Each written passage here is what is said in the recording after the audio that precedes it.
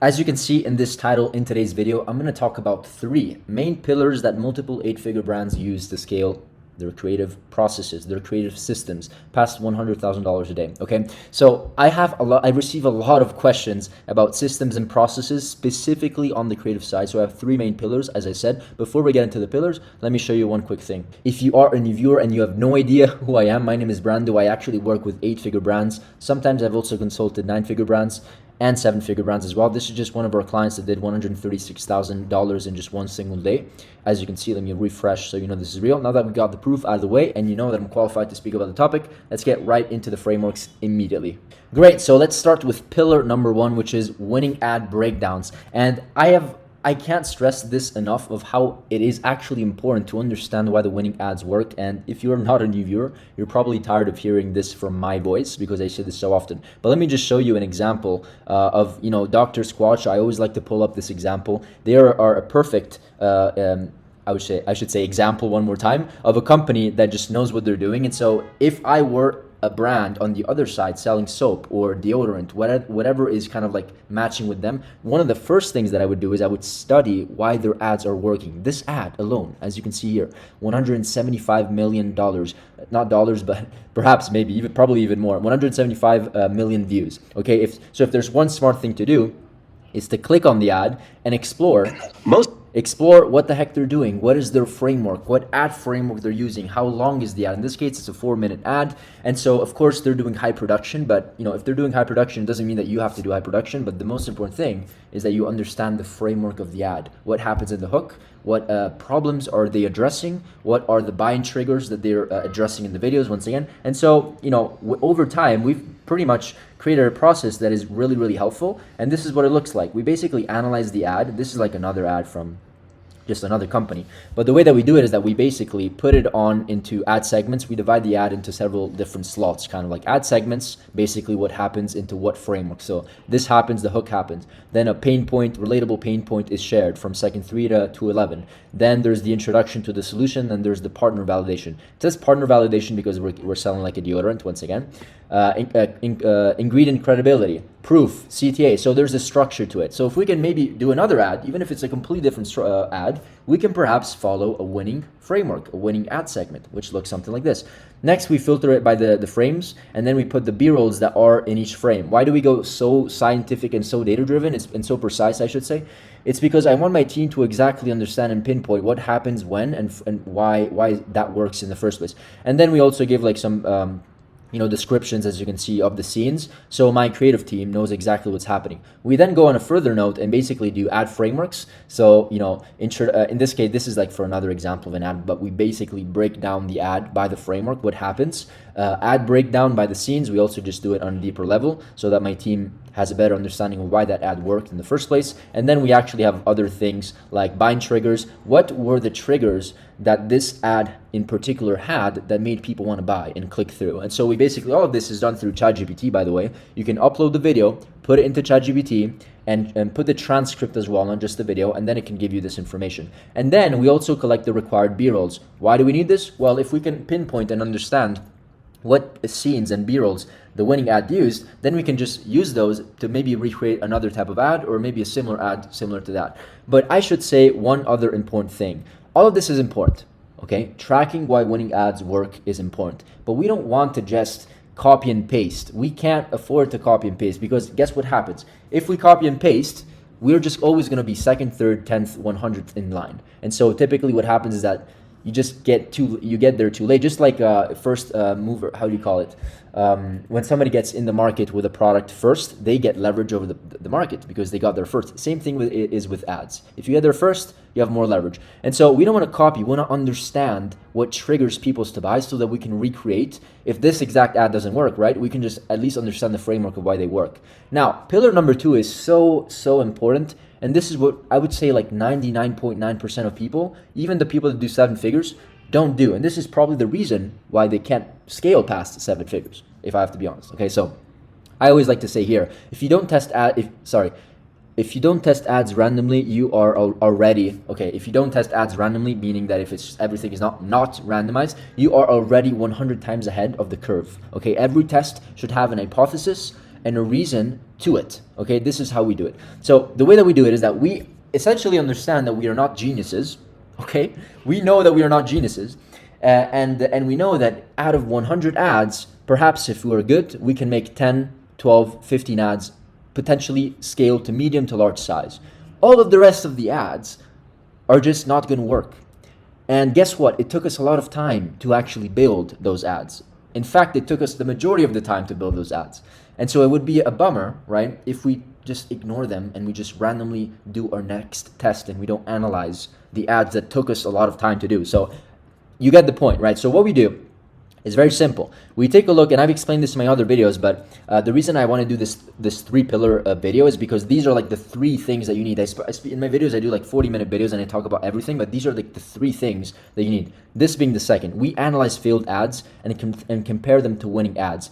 Do we compare it to one winning ad? No, we basically have a document that looks something like this, which I've shared many times, right? Where we basically go in and it's like a 40-page document and we break down like 5, 7, 10, 12 ads for our client. In this case, you would have to do it yourself, of course. And every winning ad that we structure and study, and by the way, it can be our own winning ad or one of our best direct competitor that is killing it in social media ads.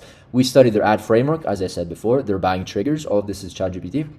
And then we do it by the second, and it's basically what I showed you before, but horizontally. So we put all these ads over here, and then we, based on what type of ad failed, we can relate it to like maybe a similar type of ad that we want to reproduce, or just in general, what is the winner doing and what are the failed ads doing. Once we have a direct understanding of what failed ad did and what the winning ad did, then we can start doing A/B tests. And I'll give you like perfect examples of how we structure it. This is an example of an A/B test. You probably, if you are not a new viewer, you probably maybe already seen this before. So this is the winning ad. It has a structure to it. This is a proposed test, right? Number 1. This is a note. We noticed the winning ad at a hook rate above 50%, which is great. The hook was with the doctor showing up. So basically, let's just assume that this hook was with a doctor showing up, meaning that there was a doctor saying the hook, right? Let's try to emulate this same concept in a different way. So instead of changing all these parts of the ads and going crazy and kind of randomly testing, you maybe keep a certain type of structure to the ad unless it completely failed, right? And we just test one particular element, but it's scientifically proven. There's a science behind it. It's not just random. It's because of this note. Another example of a note. We noticed in the previous failed ads that the hold rate is anything after 15 seconds of the ad. We noticed that the hold rate of the ad is not great. It's below 20%. So it's not good at all. It should be around 40. The winning ad that we studied above, or maybe another one, had a hold rate of 40%, and they introduced the product with a customer story. So customer story centered approach. Let's try to recreate that concept, but with a different creator. Okay, so this is a perfect example of going and studying. Hey, we have to go and study the hold rate. It sucks. It's 20%. It has to be at least 40%. What can we do to make this happen? And so that is when you can maybe work on one specific part of the hold rate section, basically after 15 seconds of the ad, right? So if your ad is 40 seconds, from second 15 to 40, that is basically how the hold rate is being analyzed. And so it's all of these components. It's like proven to be harder to fix hold rate just because there's more components and more time into that frame, right? Compared to the hook, you can fix the hook immediately. Like you do one test and you can see an immediate improvement. Here you have to be a bit more patient by analyzing what's going on. The earlier you change things, meaning that the more you change things on the earlier stage, so after second 15 to like maybe 15 to the 20th second, the more it will have effect, because the more you go at the end of the video, and the more people just are not gonna be affected by that because they don't even see it, right? So if you have to choose, start choosing by, let's just say this is the hook. Anything about, this is very good to change, the first thing that I would test. This is the second thing that I would test, and then this is the third, and then you get the point. You don't start from the CTA. That wouldn't make any sense. You get the point. Everything is super strategic, not random. Pillar number 3 is tracking creative tests, so you don't make decisions based on gut feeling. Okay, there's nothing worse than basically going here and making random tests and not even tracking them. And my God, this is like so important. I would say this is the one thing that like just 7-figure brands are just not doing. In some cases, even brands that just scale to 8 figures, I go in and there's some brands that just, whatever they do, just like boom, it pops. Maybe their first first movers in the market, and whatever they do, it just works. They get to 8 figures, but they don't have the systems and processes. In most cases, though, it's just a 7-figure brand. They don't know what they're doing. And so the way that we track it is I go through this in basically every single video. So, but if you are a new viewer, let me just pretty much go through it again. We have a tracking system that is very simple that allows us to track win rate. If you don't track win rate, if you've seen my videos and you don't track win rate, I don't know what to tell you. Like it's so important. If you don't know how many ads it takes for you to actually find the winner, you are in deep shit because you don't know how you are leveraging the resources of your team, which doesn't make any sense. So what we want to do is basically go over here and go on our demo. Let me just pull it up over here. It's easier. I have a link. Boom. There it is. Demo Command Center. Get it. It's free. There's a link down below. You see there's other people trying to get in here. But we use a creative testing tracker. Every single row on this sheet is a creative test. So take advantage of it. It's free. Use it for your own company. And the way that we do it is that test number 4, as an example, we put into the ad account. It's typically an ad set that has like 3 or 4 ads. This is a creative concept. So it's like a creative test, which it's not one ad. It has like multiple ads. And so we track the angle that we use, the main emotion, the avatar, the hook that we use, the messaging, the copy that we use, the creatives that we use. So we can click on here and it's going to bring us to like a folder, right? I'm not going to do it now, but this is also a demo. So these are kind of like random numbers. Then we also track the status and the results. And this is how we're able to track win rate. If we know if it's a loser, a break even, a winner, or a to be determined, then at the end of the week, we can go in here and say, hey, we had a 12% hit rate, which is absolutely great, right?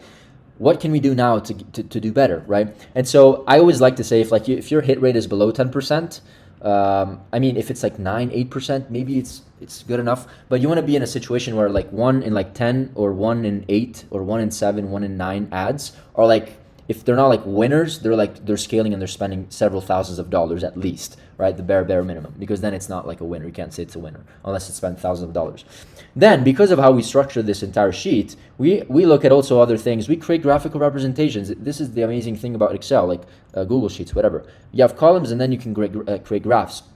We actually present all this to our clients because we're like so methodical and analytical, but this is something you should be doing as well. So in this case, we know exactly what percentage of videos that we tested were us versus them, raw UGC videos, AI UGC videos. So we have a good understanding of that. And then we also track the number of tests that we did. In this example, we tested 18 concepts or something like that in the month number 7, which is basically whatever that is, July, I think. And then this is the most important thing. We track other numbers like ROAS, CPM, cost per click, hook rate, hold rate. It's just blank because it's a demo, right? You can put your own stuff.